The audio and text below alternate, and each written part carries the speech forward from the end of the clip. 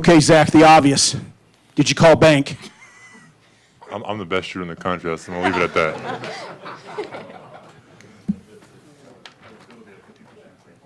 Pretty good. When you add me that little graphic they posted the other day. For Zach and Mason, this is obviously likely your last game against Indiana. Just how big was this for you personally? It was big. We owed him after last year. I think me, like and all the seniors, like we all really felt like this is our last time to really to give it to him, to prove it to him, to come up with that fire, and I think that's what we did. Absolutely, I'd back that up. You know, they swept us last year, and so that was definitely on our minds. And I love the way that we prepared for them this year and how we carried it to the game.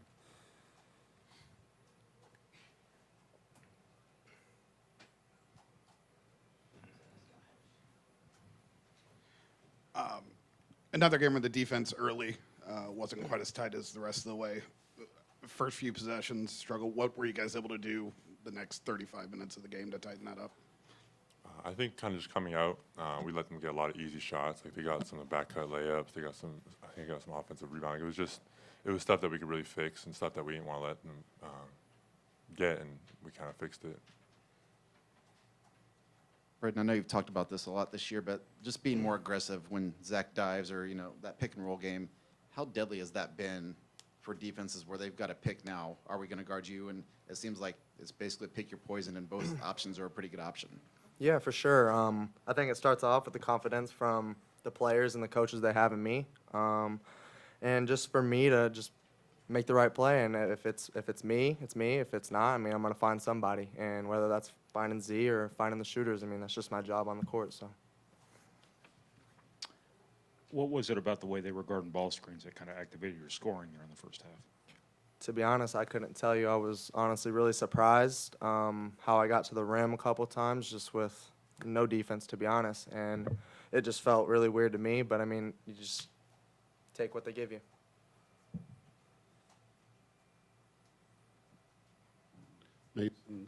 Mason, early on, this was a game where those screens were not falling for you guys. Matt always talks about what are you doing when the shots are rolling in. What did you feel like you guys did well during that stretch until the threes started falling? I think our coaches do a great job of always reassuring us that whenever we miss shots, it's not okay to get down about the missed shots. We want to take good shots, and if we're taking good shots like we did today that we missed, the coaches backed us up. They told us to keep taking those shots.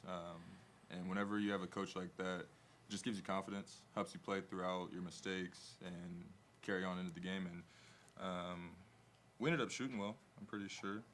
And so that's what the result of it. Whenever your coach has your back and you're confident, your players have your back and your confidence level stays high. So. Braden, you had 4 steals this game. A lot of them getting inside on big guys when they were dribbling. Is that something you saw on tape or just something that presented itself in the game? Yeah, it was a little bit of that, and then instinct. Just, they turned their head, and they were just trying to back down our bigs. So, that's just the right time when they're not looking at you to go try to scoop and get the ball.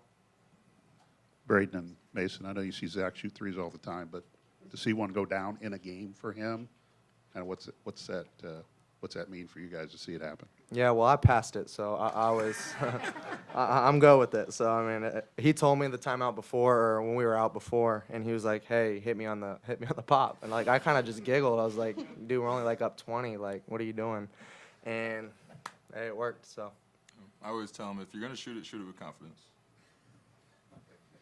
Hey, Zach, a couple times this season lately, you guys have played through Trey to open second halves. Why has that been effective? How are you guys able to space that out there and start that?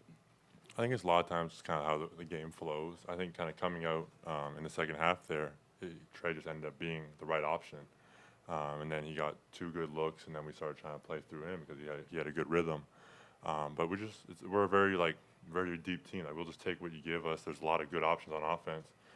They decided to kind of give Trey post-ups to start the second half, and we exploited that. Mason and Zach, a couple years ago, you were playing with Jaden, and he's a different guy with the ball in his hands, obviously very talented.